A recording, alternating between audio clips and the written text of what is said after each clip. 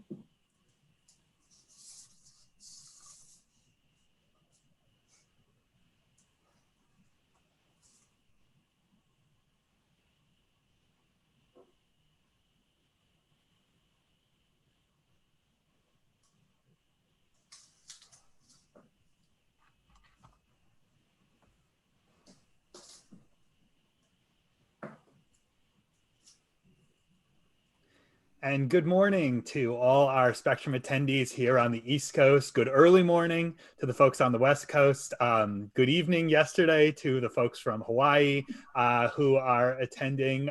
We are excited to welcome you to Work Smarter, Not Harder, Infusing LGBTQIA+ awareness into prevention programming. I am Joe Storch. I'm an associate counsel in the SUNY Office of General Counsel. I use he and him, and I'm so pleased to welcome you to this session. I'm pleased because it's a great session. I'm pleased because it's part of a great conference, but I'm super pleased because we feature folks from two campuses that I care a great deal about. Monroe Community College, where we have done such tremendous work over the last decade in prevention and response. And don't tell anyone, but my favorite SUNY campus, SUNY Oswego, I am an alum, it's one of the campuses that I am an alum of, and their Title IX coordinator, Lisa Evaneski, who has done national powerhouse work in bringing Title IX awareness, in bringing programs and procedures and processes to that great institution along the lake. So what a personal privilege it is for me to be able to open this session and to introduce Christy Fogel, who is the president of our Faculty Council of Community Colleges, to actually formally convene. Before she does so, a couple of notes. We have closed captioning at the bottom. You can turn on closed captioning in Zoom by using the controls at the bottom. Please use, we wish we were all together in person, but we are hoping that we can increase participation in this session and the conference as a whole in a couple of ways. The Q&A tab, please ask our panelists questions through the Q&A at the bottom. You can ask those questions and they will either be answered as they go or in a designated question and answer period. Second, we are using the hashtag SUNY Spectrum. Please post using hashtag SUNY Spectrum on social media over the course of this session and over the course of the week, and we will feature some of those sessions on our social media wall. And third, we have our Facebook workspace group where you can join and continue the conversation. If you haven't had an opportunity to join that and don't have a username and password, please feel free to reach out to spectrum@suny.edu and we will be happy to set that up for you. With that, I am so pleased to welcome our convener. Our partnership with our faculty at our state op and community colleges in SUNY has been absolutely critical. Whether we're working with students on an initiative, whether we're working with campuses, our faculty are indeed the face of our institutions to so many of our students and the first people that they see, the last people that they talk to, and the leadership from the faculty could not be more critical. You heard from Gwen Kay yesterday in one of the sessions, and I'm so pleased to welcome Christy Fogel. Christy is at Monroe Community College and also serves as president of the Faculty Council of Community Colleges and as a trustee on the SUNY Board of Trustees. This is a great session. You are in for a lot of good practical content, and this is the point where I am pleased to turn it over to Christy. Christy, the floor is yours. Well, thank you, Joe. And you gave me a great introduction. Hello, as Joe said, my name is Christy Fogel, and I use the pronouns she, her, hers. And I am, as Joe mentioned, the president of the Faculty Council of Community Colleges, which does offer me a seat on the SUNY Board of Trustees. I'm pleased to formally introduce today's speakers, Lisa Evaneski, who is a Title IX coordinator at SUNY Oswego, and Shelby Trudeau, who serves as prevention and education advisor at Monroe Community College, my home campus. Both will be presenting on ensuring tools to infuse LGBTQAI+ awareness into existing prevention education efforts in a way that encourages folks to critically think about what the best approach is for their community, rather than just applying a one-size-fits-all approach. And with that introduction, I am very delighted to formally convene Work Smarter, Not Harder, Infusing LGBTQAI+ awareness into prevention programming. Thanks so much, Christy. I'll get started with my introduction. My name is Lisa Evaneski. I use she, her, hers, also by, like Joe mentioned and Christy mentioned, Title IX coordinator at SUNY Oswego.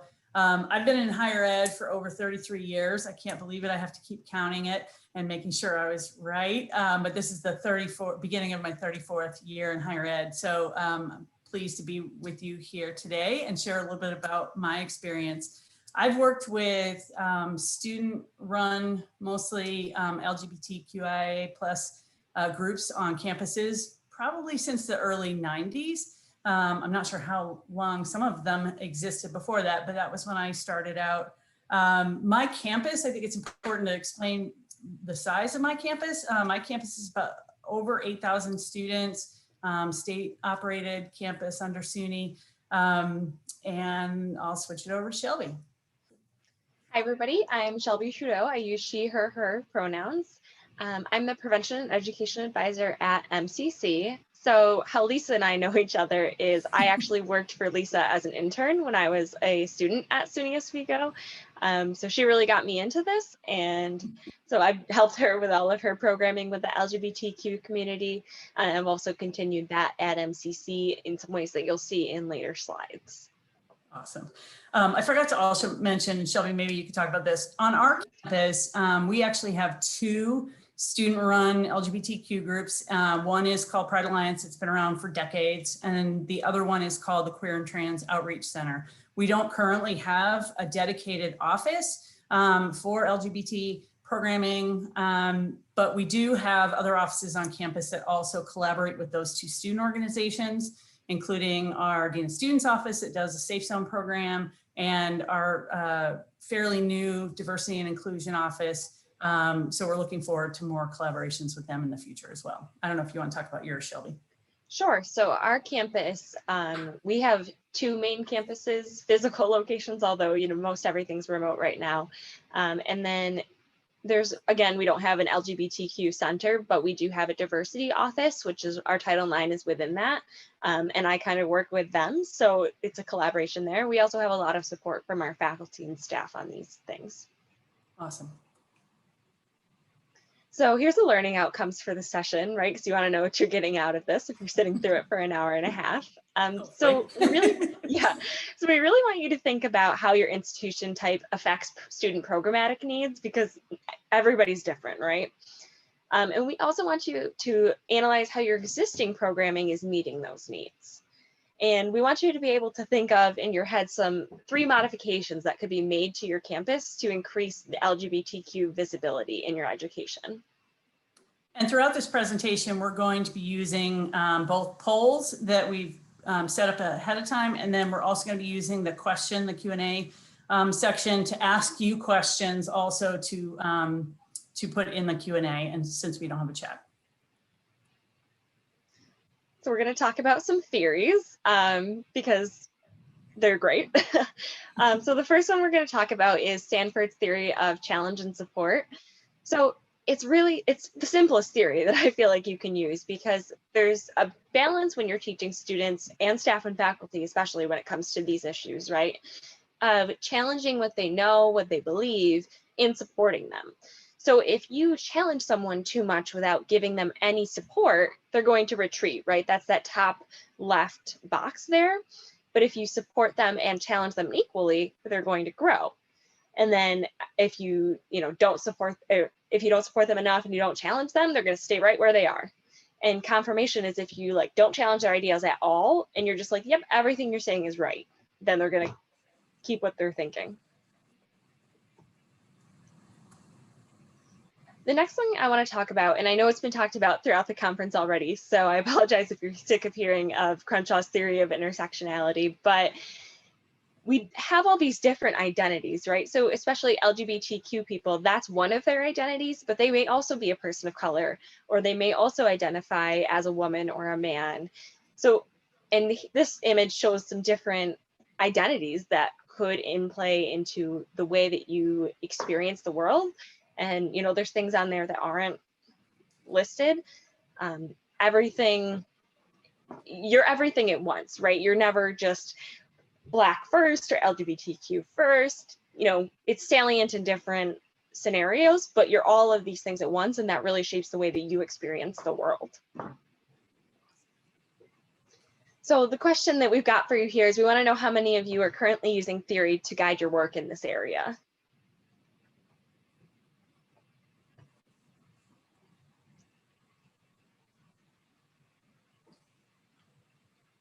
So it looks like a lot of you are. That's great. If there's any theories that we didn't mention, feel free to throw those in the Q&A for people to read those and learn more up on those.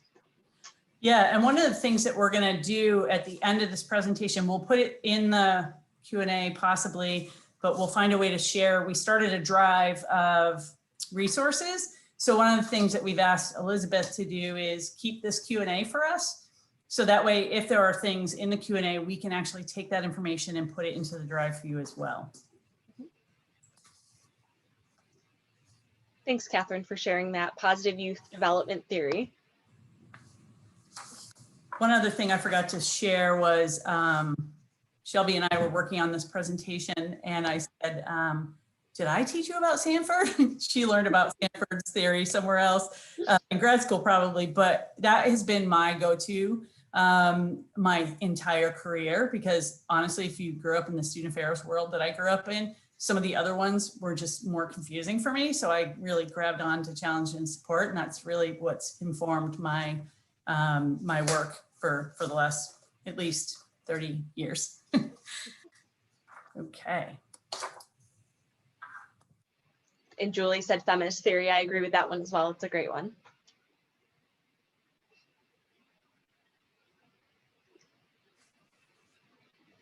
So this is just some inclusivity considerations to think about while you are doing all of the other things that you do in your day-to-day. Using your pronouns in your introductions, like we did at the beginning of this program, in your email signatures, on your business cards, on your name tags, those are all ways to normalize sharing your pronouns, and it really shows people that they can be their whole selves with you in that space. You also want to use gender neutral materials, right? So you don't want every situation of sexual assault scenarios that you send out there to be male on female, right? You also want to, use some names that aren't typically gendered, right? There's some names that could be either gender, use those. Your campus policies on preferred names and pronouns is also important, because the work that you do, while important, it has to be an institutional culture. So you want to make sure that students can be their whole selves in the classroom, not just at your program. Avoiding gender stereotypes, I kind of touched on that already. And making yourself visible. I can tell you that when I first went to SUNY Oswego, Lisa was incredibly visible, right? Everybody knows Lisa's name. That's the Title IX coordinator. That she is always there, right? So it's hard. It takes time to build that up, but trying to do that is important. And keep educating yourself, because there are new things every day, So what % of these do you think you're currently doing? And the choices are, 25 through 100%.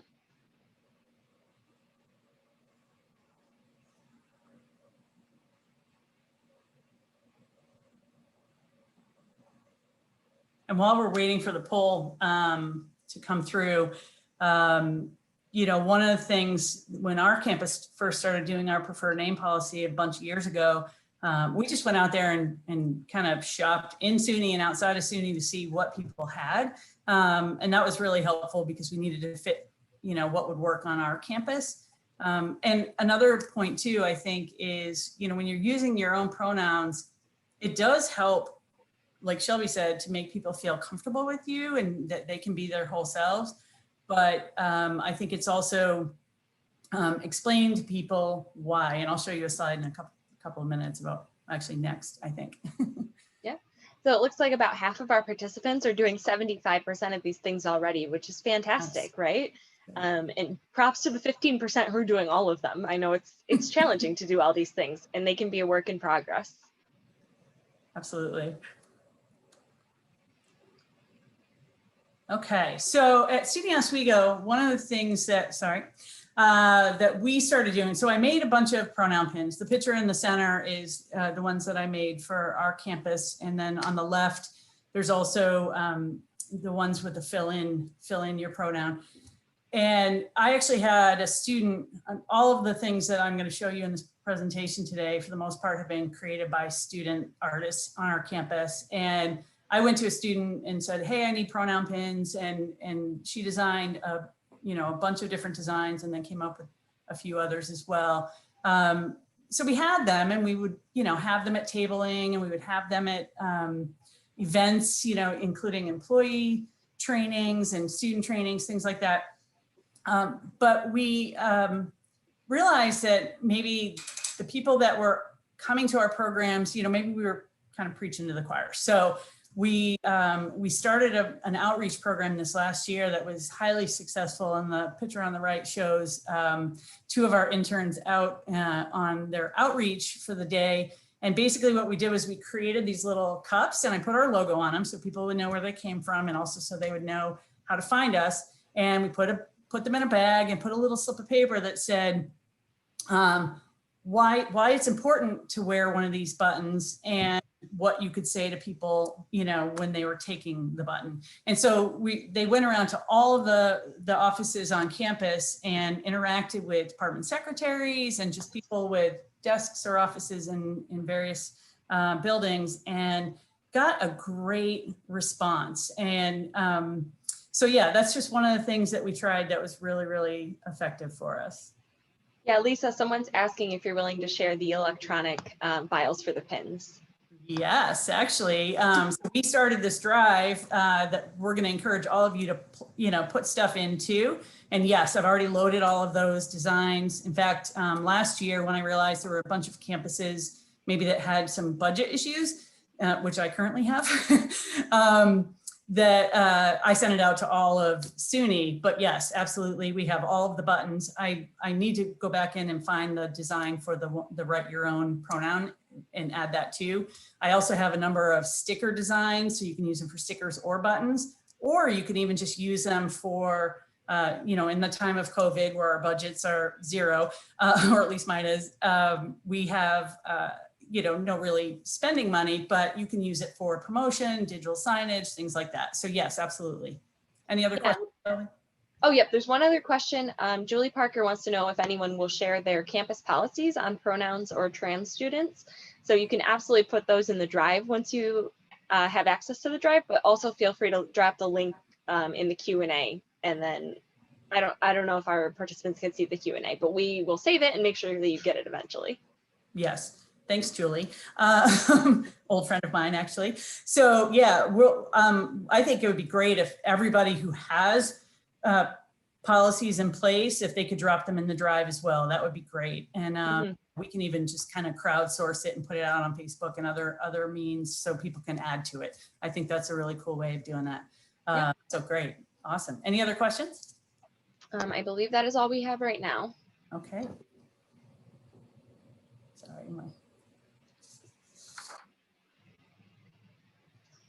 Sorry, oh, sorry, go ahead, Lisa. Yeah, no, why don't you take this one?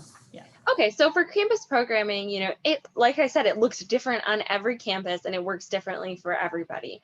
So we have a poll up here. What type of programming do you feel like works best for your campus, right?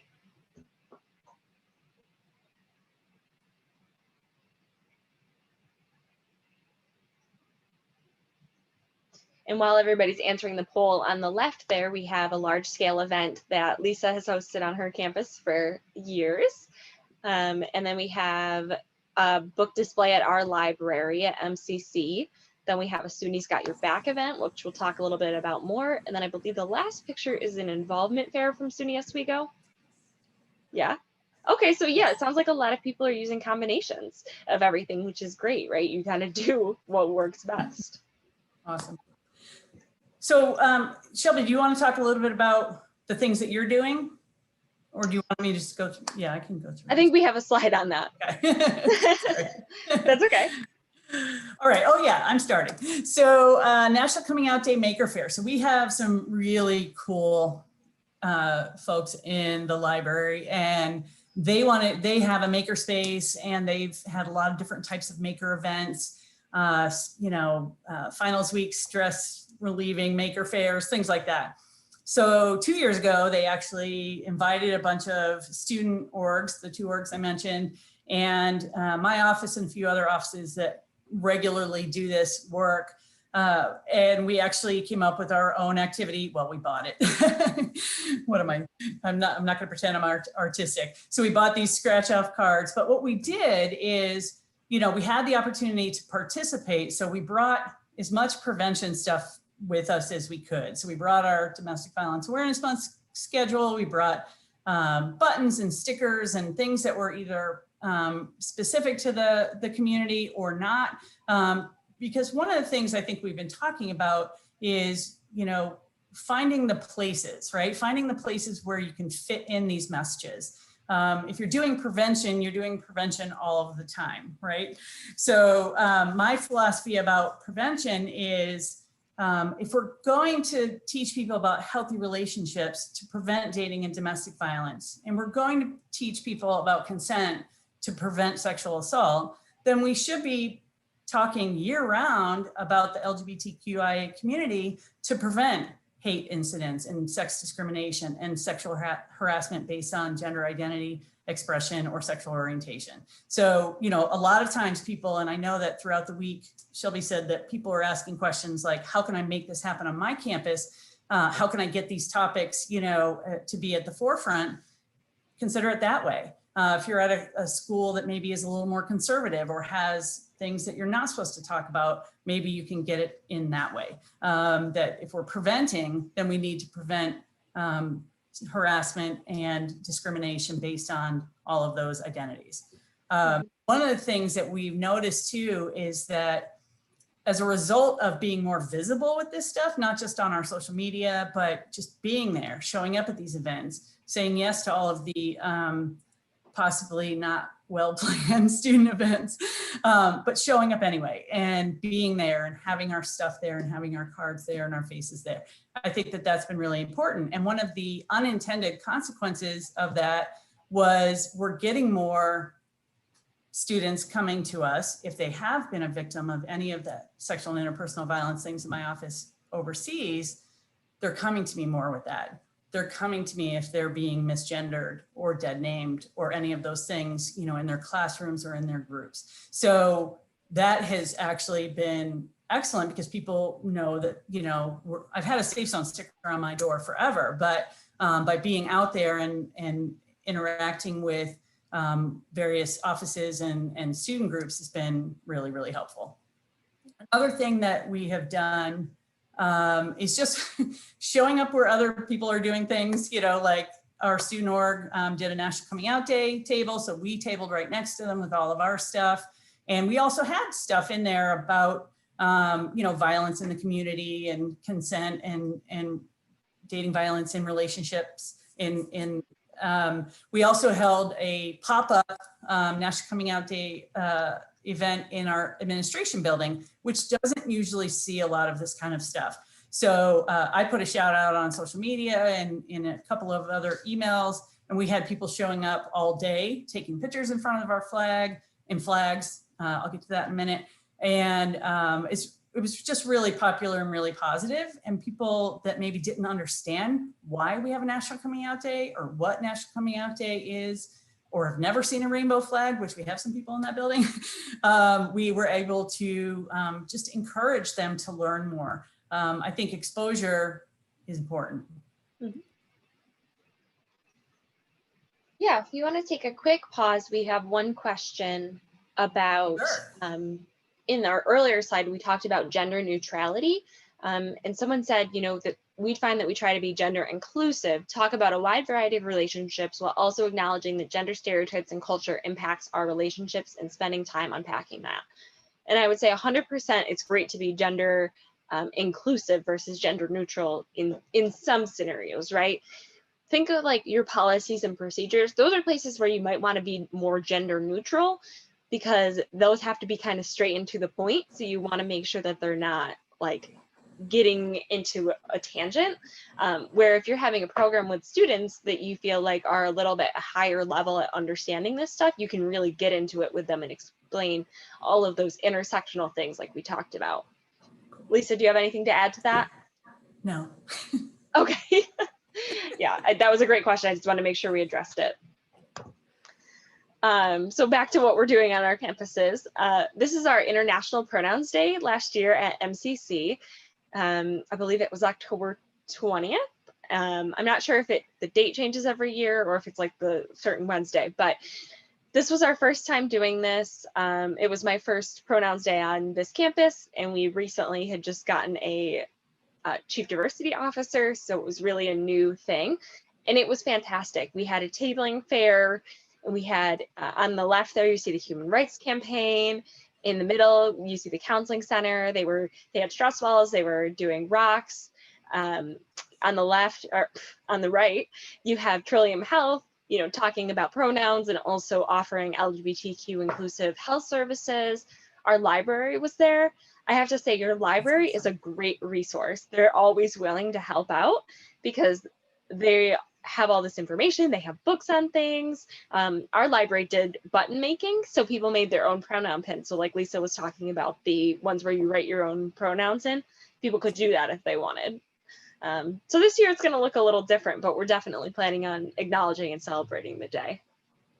Yeah, we did International Pronouns Day as well. And we had one of our interns just make up a little flyer about what it was about. And they just wandered around campus, handing out flyers and buttons to anyone who wanted to wear them. Looks like we have a question. Oh, not a question, a statement. Thank you, Nathan. International Pronouns Day happens the third Wednesday of October every year. So it'll be October 21 for 2020. Excellent. Yeah, and I think, and there's resources there. There's a website you can find. You can make sure we add that into the drive as well. Yep. So, we talked a little bit about different types of programming earlier. I want to go a little bit into each type more. So tabling is particularly what works well at a community college like MCC. You have those eye-grabbing materials, right? Lisa showed her pronoun pins. We've both got those. We've got stickers, information cards, anything that they can take away, they love. I recently invested in a wheel that you spin, and I've had people come up to me from across the campus center and be like, I saw that wheel, I don't know what it's for, can I spin it? Right? So they just want to spin the wheel, but then you get them in that conversation. Open workshops are something that I have the most problems with getting people to attend, but working with professors or clubs to get attendance to those for like extra credit or something is the way to do that. Class workshops are really great because usually the class brings you in when they're in a particular section of their textbook, so you can kind of model your program to fit the curriculum, which is really nice. It only takes a couple minutes to sit down with the professor and have that conversation. We also both have social media pages. Our handles are at the bottom there in the middle. I'm on Instagram. Lisa is on Facebook, Instagram, and Twitter. Yes. Yes. And it's a good way to give students an opportunity to engage asynchronously, especially in this crazy time of nobody's on campus, really. And then large scale events, where you get an outside speaker, or you hold a walk, or you do SUNY's Got Your Back or Yards for Yardley. So I'll talk a little about SUNY's Got Your Back, and then maybe Lisa, you can talk about Yards for Yardley. Sure. So SUNY's Got Your Back is a great program. I'm sure you've heard that name floating around through Spectrum, right? Because that's their social media handle. But they basically go around the state to different schools and have they bring all their materials, you reserve the space on your campus, they bring up all the materials, they set up, they pack bags for survivors of domestic violence, and then at the end of the day, they pack it all up and they deliver the bags to the survivors, to a shelter. It's the easiest program I've ever hosted, and it was very well attended. Yeah, we had one of those too, and it was amazing. And that's the idea, is really just finding these large scale events that are already happening. So, and then, you know, when we had SUNY's Got Your Back, we invited certain clubs that we thought were connected to our work with sexual and interpersonal violence. So we invited Women's Center, Pride Alliance, 2.5, which is a student org specifically about sexual assault, a bunch of different other ones as well. And then they were able to, you know, table at the event and get their information out there and show that kind of connection and intersection with the work that we're doing. We've also hosted Yards for Yardly events for the last 5 years. This past April, it was virtual for the month of April, and we logged over 20 million yards. So that was incredible. But again, you know, finding ways to connect the materials to show representation, things that are happening in the community. This is just an example of one of the yard signs that we had in the grass. So just making sure people understand that this sexual and interpersonal violence impacts all communities, but making sure to have that representation there as well. So these are some topics for programming that we've hosted so far. Consent, healthy relationships, stalking awareness, boundary setting, dating apps. As you can see, I've got a little dating app picture with all the icons I could find. Catfishing, prevalence of relationship violence, barriers to reporting. If you want to put in the Q&A some topics that you've used on your campus that have went over really well. I also want to make a point that some programs should be specifically LGBTQ focused. However, every program must be inclusive. And this goes back to what that person who commented was saying about gender inclusivity, right? As opposed to gender neutrality.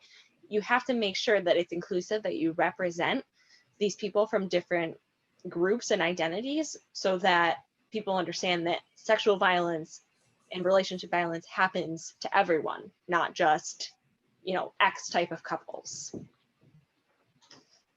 Looks like we have one thing in the Q&A. Bystander intervention, yes. Especially, yeah, and I like that it's broad. Thanks, Jess. Because yeah, it really can be anything, right? It can go from unhealthy relationships to mask wearing to getting somebody out of a party. There's a lot there. Cool.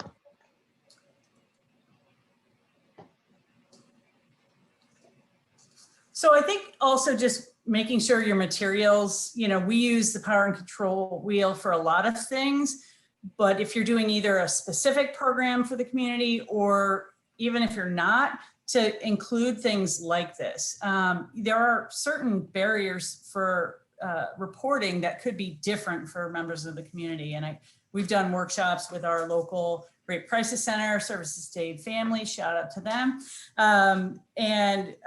They actually came in and did a great workshop about what those barriers might be, participated in an activity with you know, stats and getting people to kind of think about what do they think the stats are in the community and talking through that. So that was really, really powerful. So finding materials that kind of represent as well is really important. Okay, so if you know me and you know my department, you know we have a Swagatorium. So in this budget year 0, not so much, but here are some of the things that both Shelby and I have used. These aren't necessarily, other than the pronoun pins, very specific, but what we know is that when I first started our prevention campaign, really calling it a campaign, and we named it It's on Oz, and we started really hitting the social media really hard. We started thinking about what is going to get students to engage with us, right? I know that Sharon Love from the Mrs. Love from the One Love Foundation also talks about this as well. you can't talk about these things if you're not going to make it fun, right? If you're not going to make it something that they'll engage with. So one of the things that we've done when we've had a good or low budget year is try and find something, one thing that might be something that they'll take away. And so Shelby, do you want to talk about this at all? And then I'll go to the next slide. Sure. Yeah. So on the slide here, we've got all of Lisa's swag in that picture with the "It's on Us" and "It's on Oz" phone wallet and the SUNY Saver cards, the pronoun pins. On the left there, you have our stickers, which I actually ordered through the print shop. All of they had to do was charge us for color. They had sticker paper, which was really great because it's super inexpensive that way. Amazing.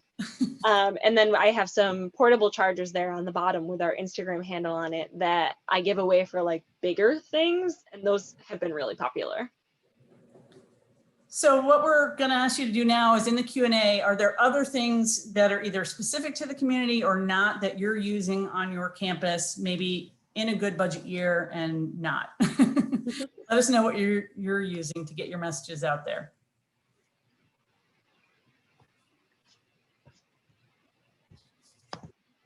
Wristbands, stickers, and stress balls. Thank you, Kristen. Mints. Yes. Okay, I haven't tried that, but I feel like that would be relatively inexpensive. Yeah, mints. Funny. I like that. Yard signs. Okay. Yeah, that's great. Yeah, oh, sorry, go ahead. Car magnets. Yep. Huh? It's great. Oh yes, free condoms, dental dams, etc. Love that. Thank you, Ashley. Nail files. That's a good one. Yeah, and having them in accessible areas is great too. That's great. Yeah. Oh, we do not want anybody to be unsafe with donuts. I like that. That's great. A healthy relationship cake. Ooh. Yeah, reusable cups. Those are very adaptable. I like that. Multicultural crayons. Cool.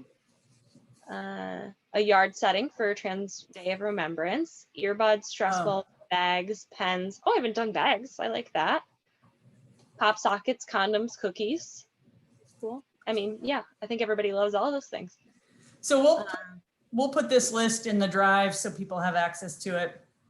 Because those are great ideas. I'm going to show you a couple of things we're doing at Oswego. So the pictures in the first bin on the left have bins that I bought from a company, two companies actually. And then all of the other ones on the right were created by my students. I had an artist that came to me, this is what I do at almost every presentation. I always say, hey, if there are any art students out there, I'll either pay you or give you credit, for designing some stuff for us. And I always get at least 2 a year that come to me. So I actually had a student, she wanted to do the "I must ask you for consent" buttons on the top there. And then she came up with the rainbow design on her own and brought that to me. And I was like, that's excellent. Yes. And so we made buttons and stickers out of all of those designs. Another artist came to me, she was making some consent buttons that were different than these. And she said, well, can I make this one? This one kind of is, she had some friends in the community that she wanted to kind of honor with this sticker and button. So we made those as well. And yes, these sticker designs are also in the drive. So yeah. We've got a couple questions here that I like. So they're both COVID related. So there's one from Julie Parker that says, we're struggling with how to hand out condoms, etc. because of COVID. People can't just grab things. And then a related question is, they're wondering how we've thought about still doing programming. And then if so, how do people feel comfortable to join without fear of being outed? So I think we'll probably address that one about programming a little later on. But yeah, what are you doing on your campus, Lisa, for how to hand out condoms and swag during COVID? I ran out of condoms before the budget closed, so I'm not sure going forward how I'm going to do it. But that is a really good question. I know our Dean of Students office was also doing condom delivery, and I'm not sure if they're able to do those through the mail, which could be risky as well.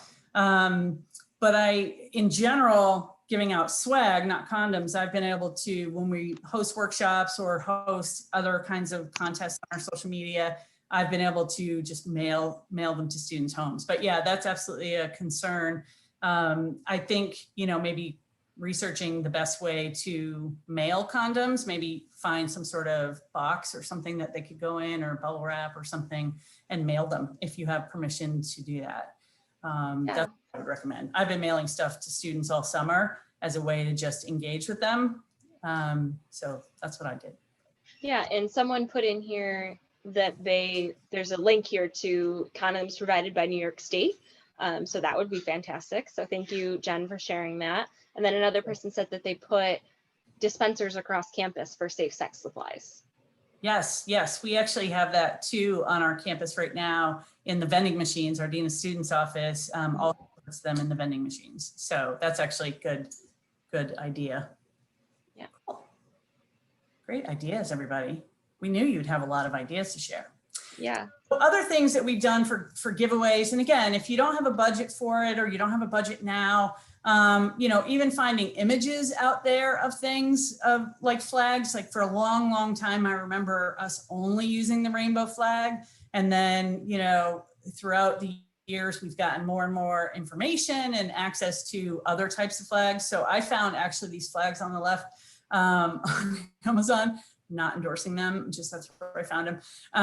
And it was great. They're all mini flags, so they could fit like in a cup holder on your desk. I just thought they were fun, and I went on and I bought them. And then, oh my gosh, they took off. Everybody loved them. We had them at tabling events. I had them displayed in my office, so everybody who came into my office that wanted one would ask for one. And they represented different, you know, there's a trans flag, a bi flag, asexual, there's a few others. And it was a great opportunity to kind of get the, you know, the messages out there. And again, even if you don't have a budget for it, having information out on either social media or digital signage or any other way that you can get this information.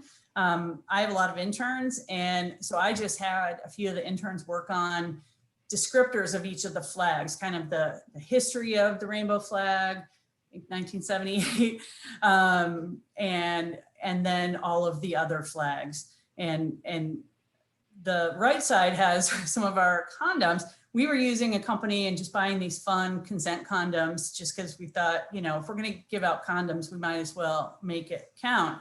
And then we found out they had some that were specific to the community. So I was able to get some of those and, you know, bring those to either specific events or all events. And those actually took off so fast, and need to buy some more. Okay, so you don't have to do it alone. If you're struggling to get any kind of programming going on your campus, there's a lot of help out there. Like I mentioned, SAFE is our local rape crisis center. They serve both sexual assault and domestic violence victims. Shelby has Restore. We work closely with them, with all of these agencies. Shelby talked about SUNY's Got Your Back.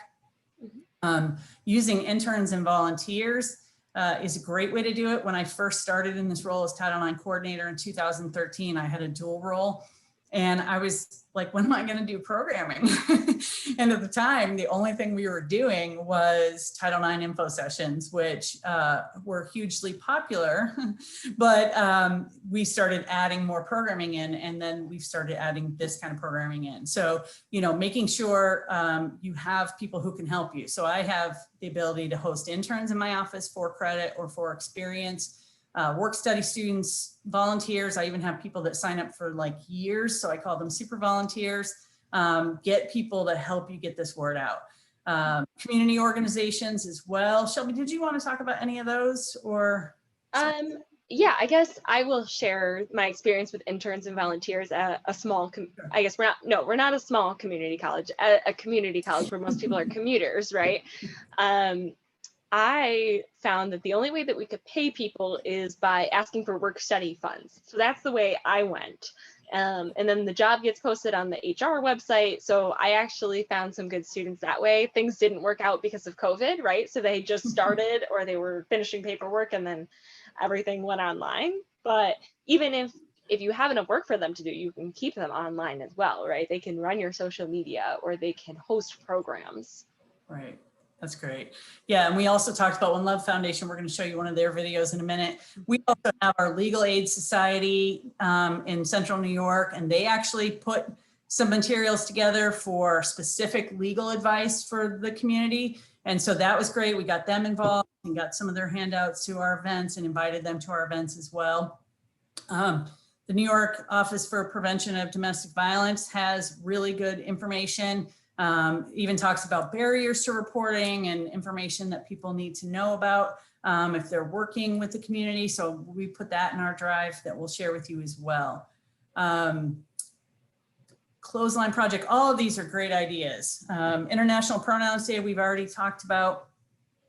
Certainly working with your student-run LGBTQIA groups if you have one. And even if you don't have one, trying to maybe find some local colleges that have them and can help you if they're allowed to once COVID is over. And we're going to talk about kind of post-COVID in a minute. Some of the groups that I have worked with over the years to get good and free information, certainly Human Rights Campaign has a lot of great information. GLSEN, Campus Pride, which has a Pride Index where you can see, you know, where your campus is at in terms of providing this important information. And I mentioned the OPDV and PFLAG. Southern Poverty Law Center has a lot of great resources too about kind of erasing hate and general social justice work as well. Yeah, and someone in the chat, Bill said, In Our Own Voices is a good one for LGBTQ Oh, yes. and people of color survivors of sexual assault and domestic violence. So thank you, Bill, for sharing that resource. Thank you. I'm writing those down. So yeah, I mentioned OPDV already. Okay, so Shelby. Yeah, so we talked about the One Love Foundation. I found about the One Love Foundation when I started at SUNY Oswego as a resident assistant. So I don't know if any of you have seen it, but there's an escalation film that's about 45 minutes and it shows a relationship from its seemingly sweet beginnings to its bad end. And then there's a conversation that goes along with it. And that was really like life-changing for me, even though it was a heterosexual white couple. It was life-changing. Like there are videos out here and there are guided discussions that you can just do, right? So when I worked with Lisa, I did a lot of these programs, like I ran them as a student. So if you have student interns or volunteers, they can be trained and then they can also host these programs. One Love has been doing a lot in terms of getting more representation in their material. So what we're going to show you is like a 30-second clip and it pictures a gay couple of color. So I'll let Lisa play the clip. Sure. Oh, yeah.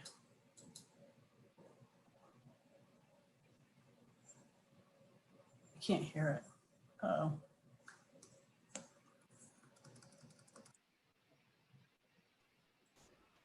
Lisa, you may want to unshare and then reshare and click the button on the bottom that says, Thank you. Here. I can tell it's not sharing. Thank you. There's a little tiny button that says, yes, I see it. Click. Thanks. Okay.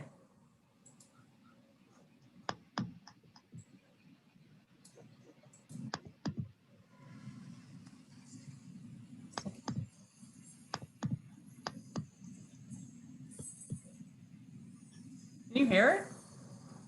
It's quiet. The volume's turned way up.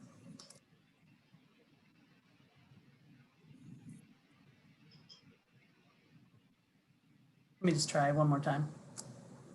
Yeah, thanks, Kim. I think that's what we clicked. I'm gonna pull up the link to this. Yeah, why don't you do that? Go ahead. Yeah, I'm gonna just pull up the link to this because Okay. and then I'll stop sharing. That sounds good.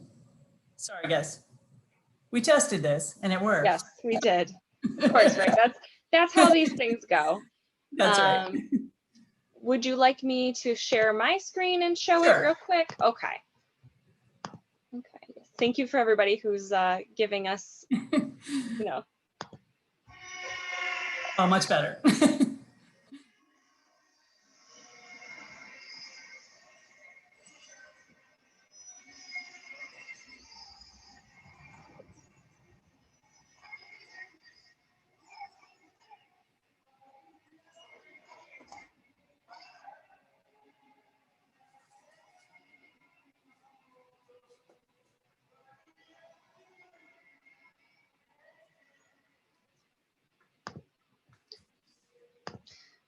So that's really nice because it shows the background of a relationship, right? Because on social media, it looks all perfect. And then we see that in real life, it's not the situation. So there's a few videos in that behind the post series that really get people thinking about what is happening behind the scenes versus what we see on social media.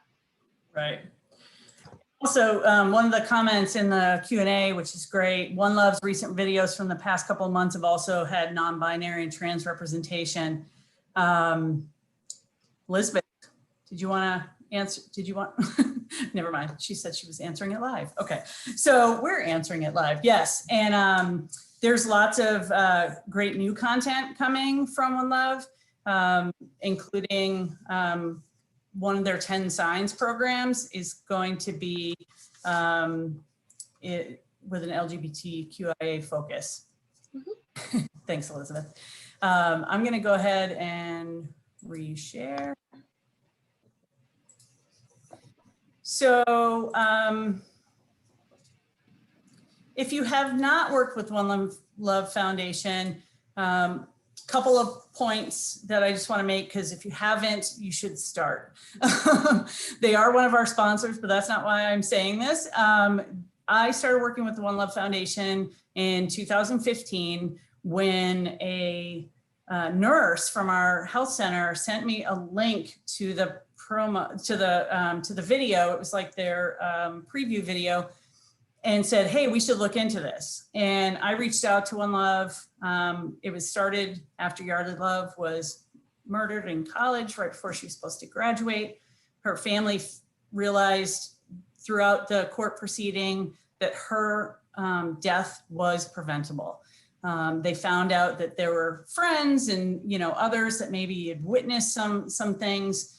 And so they started the One Love Foundation in her name and her honor, and really provide all of this great content. It started with the escalation workshop, like Shelby mentioned, and they've added Behind the Post, which is this one of the videos from Behind the Post.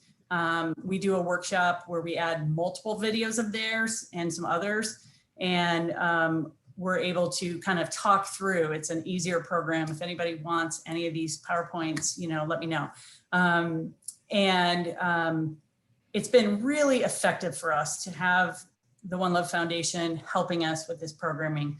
And we have, like I said, they have new stuff coming up, and just reach out to join One Love or ask any of us for help.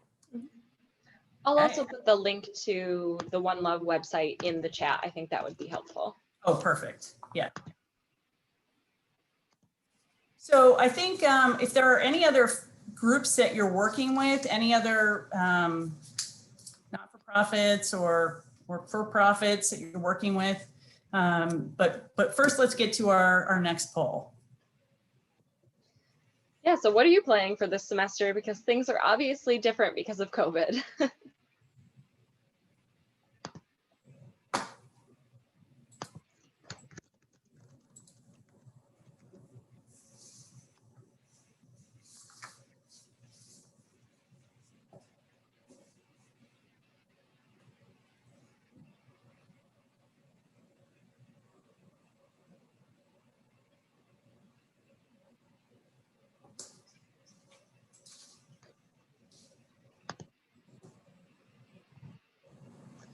Okay, looks like mostly virtual, some combination, and a combination of synchronous and asynchronous. Cool.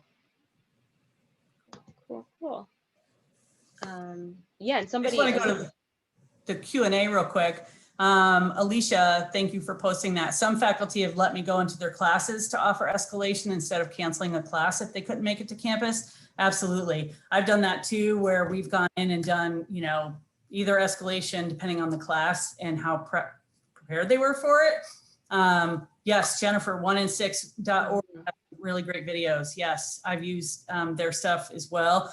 1in6.org also has a great chat or like a support chat, but also support meetings. So we put that out in our social a lot on the days of their meetings. So yeah, great. Keep putting stuff in the Q&A because like I said, we're going to try and have this. Jennifer, outing your whole last name there. We did escalation with all of our student athletes last year and it went really well. Yes, at Oswego, we've also been doing escalation with all sophomores, and all first year students go through a bystander training. We do escalation or behind the post with all RAs. And we also added escalation for those of you that are in New York, that if you're following Article 129B, which we all are, we have obligations to do training, ongoing awareness training, and specific programs for student organization officers, and athletes. So we are doing that also. We're offering behind the post, escalation. This year, we're going to offer the 10 Signs program for our student orgs. They'll be able to choose an asynchronous or synchronous, well, to start synchronous programs. So yeah, these are all great ideas. So Shelby, what do you have going on this year with COVID? Yeah, so for reference, our campus is mostly remote or online. There are some select classes being held in person. So for programming, we're doing everything online. So I'm trying to increase our social media presence. So we have an Instagram. I'm going to try to use the stories a little bit more, maybe play with the live function if I get brave. I haven't decided on that yet.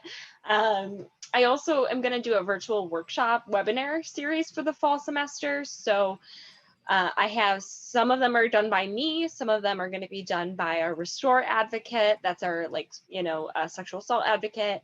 We're also going to bring in the Domestic Violence Center. I've also got someone from the New York State. I forget the whole title, but the Domestic Violence Support something, right? They're coming in. Luckily, that one's the end of the semester, so I've got some time to get the name straight. And then I've also been doing some videos on targeted topics like online, etiquette, essentially. And those are a more asynchronous situation because people can just go and watch them. That's awesome. And we do have something that came in Q&A, but I'll get to that in 1 second. At Oswego right now, we're planning to do a lot with our interns. We're going to do some kind of virtual tabling, although we've done a few of those so far with different groups like in training, and I'm not sure how that's going to go. But we are doing lots of synchronous and asynchronous workshops with Google Classroom or Google Campus.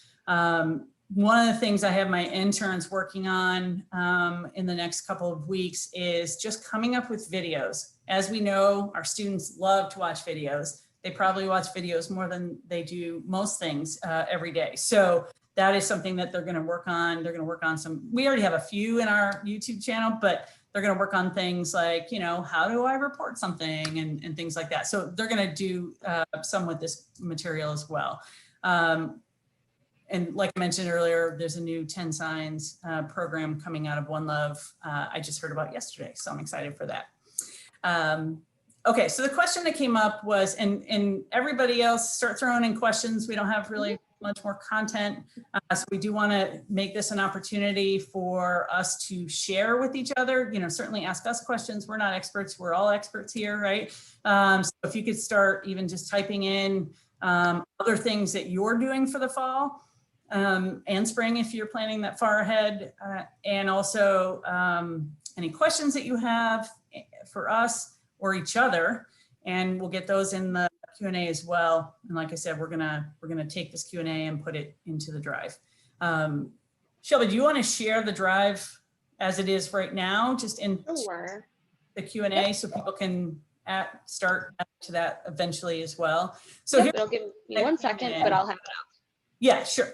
Lisa, as Title IX coordinator, can you explain how to carefully toe the line for raising awareness with all of these awesome programs without being accused of being an advocate? Yeah, that's absolutely, it's something I think about a lot. The way our campus is set up, we do have support from other offices to do this programming, but I have to do all the programming. Most of the programming. We do have Dean of Students Office does a great bystander program. Like I said, they also do Safe Zones. So that, the collaboration with them, and they're contributing to that. So that's helpful. And we do have our student groups. But other than that, we don't have anyone else to do the programming. So with all of the programming, including the LGBT focus programs, we definitely, I'm the coordinator, so I'm not an investigator. So if we do have a case that comes in, I'm not the one to lead that investigation. So that's helpful. Our investigators are volunteer. It's like a committee assignment for them. They're just people on campus that are good at it, and we've trained them to be good at it through the SUNY Conduct Institute. Little plug there. But yeah, I mean, it's something I have to think about a lot. I do have to think about how that looks, and if I've ever even been challenged about it. I talk about, this is one of my roles. I need to make sure I'm not only, complying with state and federal law, but I am, trying to do the best we can on our campus to prevent all of these things. So it is, tricky. And, I do need to be clear about kind of that this is just part of our prevention campaign. I am careful though about saying, like, using a lot of content in our programs or our social media that says believe survivors, although we all want to believe survivors and we do believe survivors.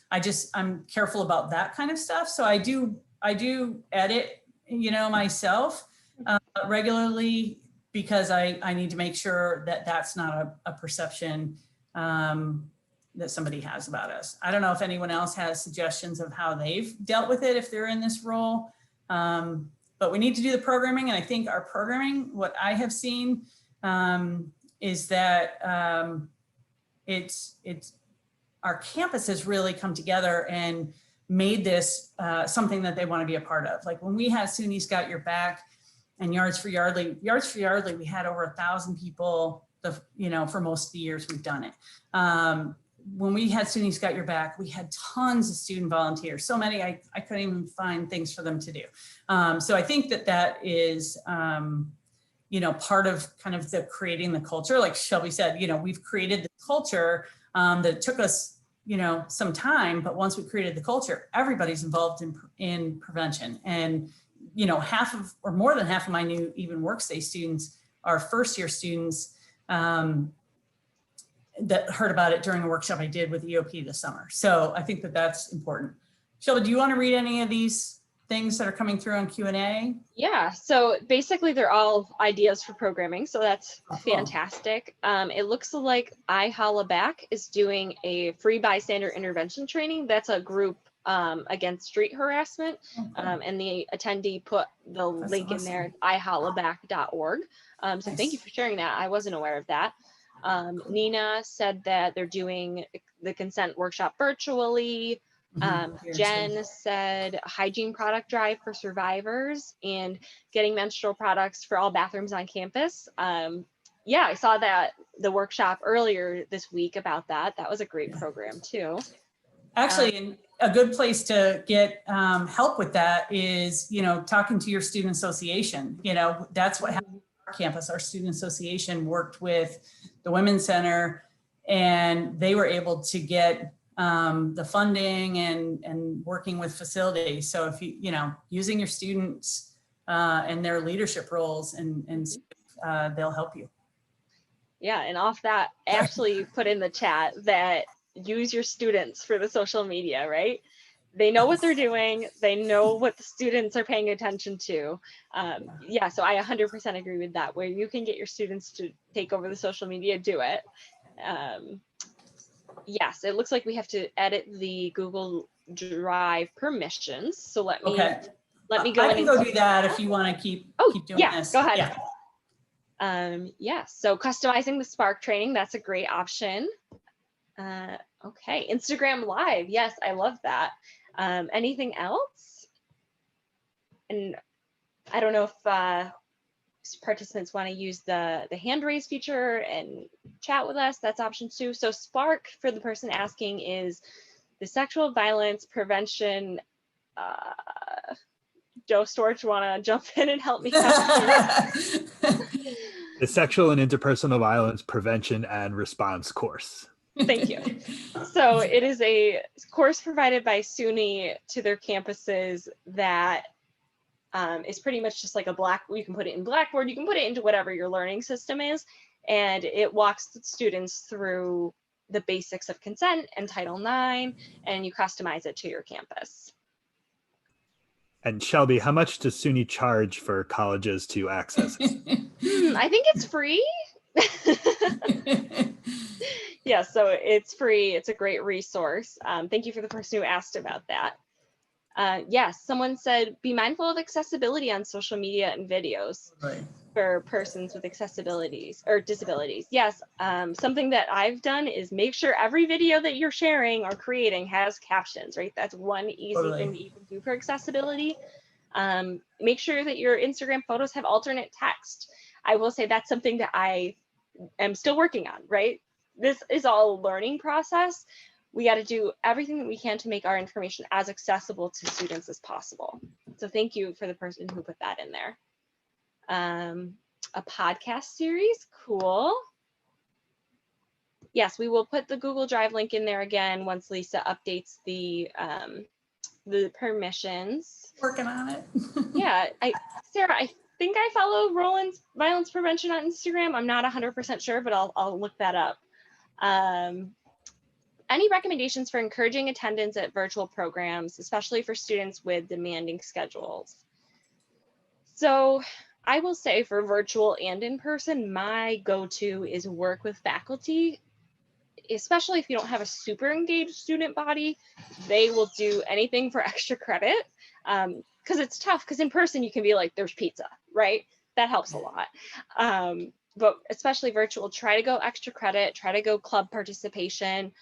And something that I've kind of realized is sometimes not every program's going to get attended. So that's okay, right? You learn from that and you move on, because I know it's tough. You can also, if you have any capabilities to do giveaways and mail prizes, right? Everybody who attends or is entered to win a drawing for a $25 Grubhub gift card or something, right?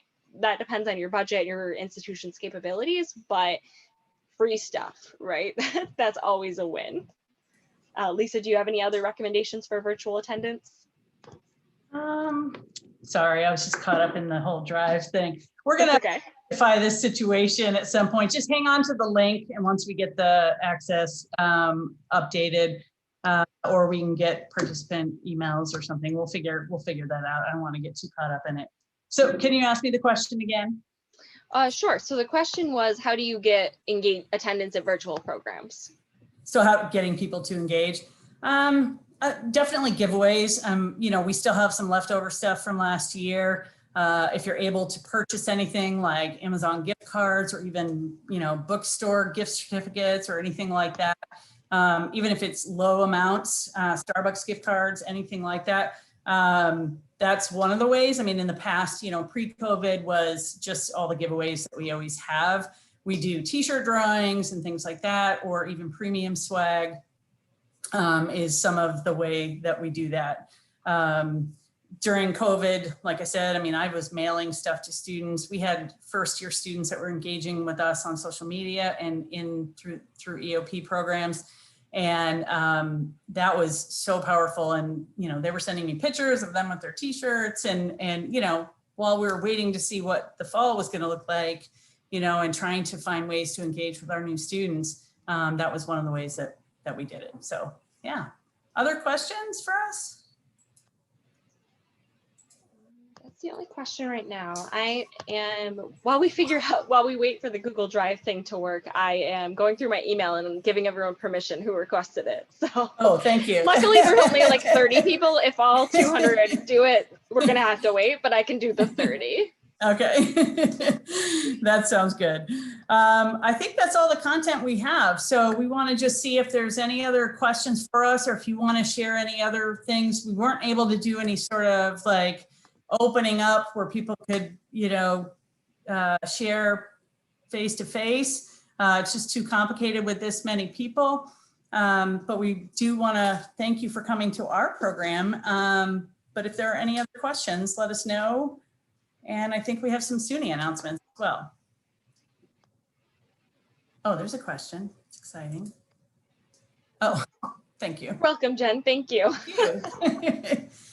I think one thing I want to say while we're waiting for, see if there's any more questions, you know, higher ed is one of those places, regardless of who you report to, where we like to share, right? So, I mean, I have tons of programs and designs and things like, you know, we had artists make all of these. They're so happy when they see it out there. I did some presentations with One Love last fall, and I had so many requests afterwards. Can you share your designs with us, or can you share your PowerPoint with us? Absolutely. So if you're just getting started and with any type of prevention, but also with this stuff, you know, ask for help, because this is really what we do. We share. You don't have to reinvent the wheel. You don't have to spend a lot of time or money making this stuff up yourself.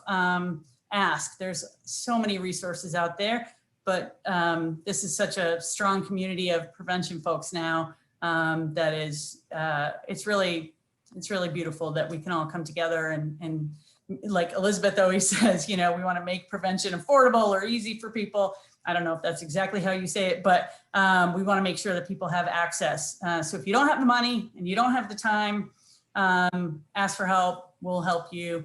If you live in New York, especially near Oswego, and you don't even want to do the program yourself, you can invite me to come. That's fine. I have a whole bunch of flex time I saved up already.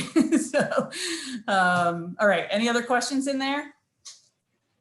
Okay. One of the things that I think people are probably thinking about, and I think you touched on this a little bit in your last point, but how many millions of dollars do you have in your Title IX budget at Monroe and Oswego? How many millions? $0 millions of dollars. Right. I currently have zero money. Right.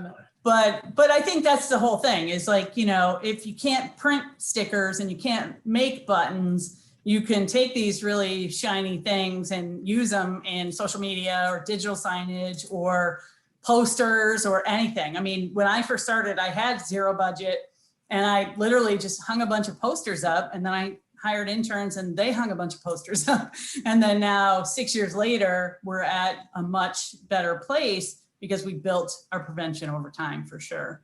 Yeah. And I think one of the things that your institutions do really well, and I think all of our SUNY institutions do well, that could be replicated throughout the country, is it's one thing to say, okay, my institution has my brand and my programming and my statements, and I'm going to print it, so it's going to cost me $4 per poster, and I can't get that $4 in budget. It's another thing to say 50 institutions are getting together. We're going to agree on one brand, one message, one whatever. We're going to pay 12 cents a poster.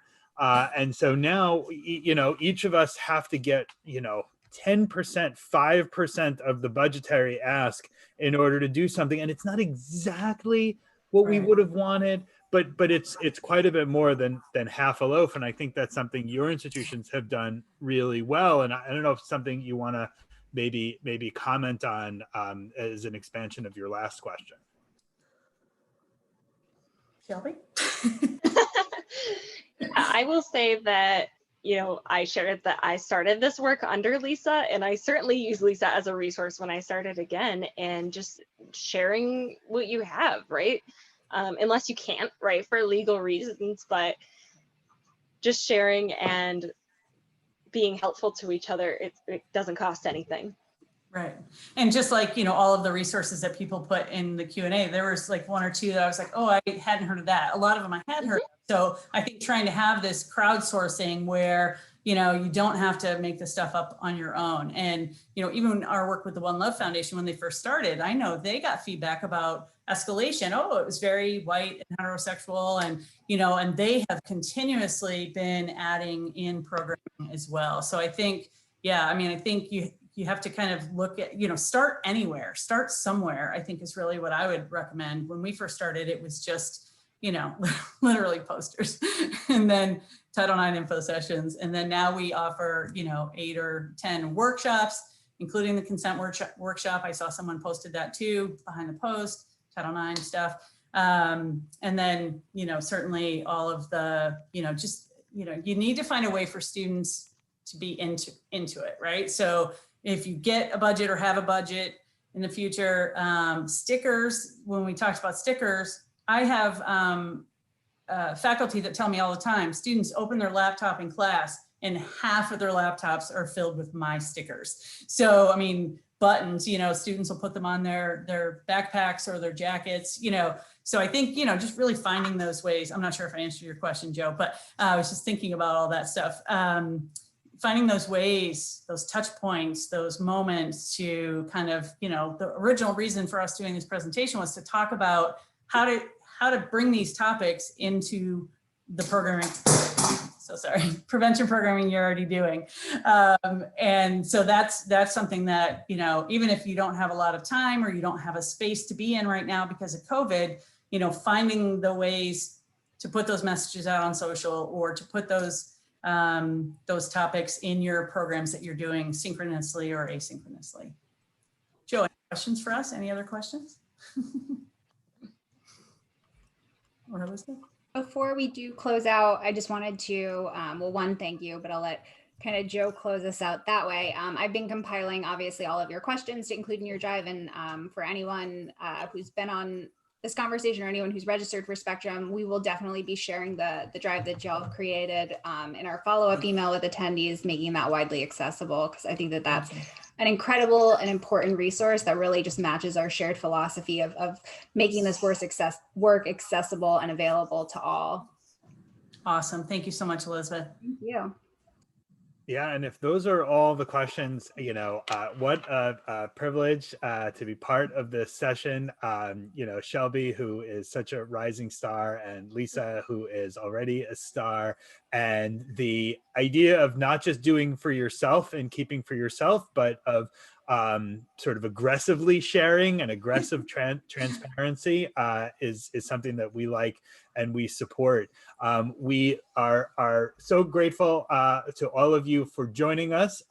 Go and get something to eat, check your email, and please join us back at 1:30 Eastern for Queering Sexual Violence Prevention and Response, One Institution's Lessons Learned. A number of our great colleagues from Cornell University will be presenting, and that is coming up in just a little bit. And then our closing session that I'm also very much looking forward to is 9 on 9, where I will be joined by 9 of the nation's top higher ed and Title IX lawyers who will be discussing some of the major legal developments of this year, including some that just came out this week. So we look forward to that. Thank you, Lisa. Thank you, Shelby. Thank you, Christy, for getting us started. And we look forward to seeing you back at our next session as we close out this great Spectrum conference. Take care, everyone. Thank you.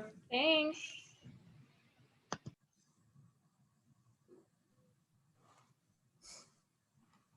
Are we recording still?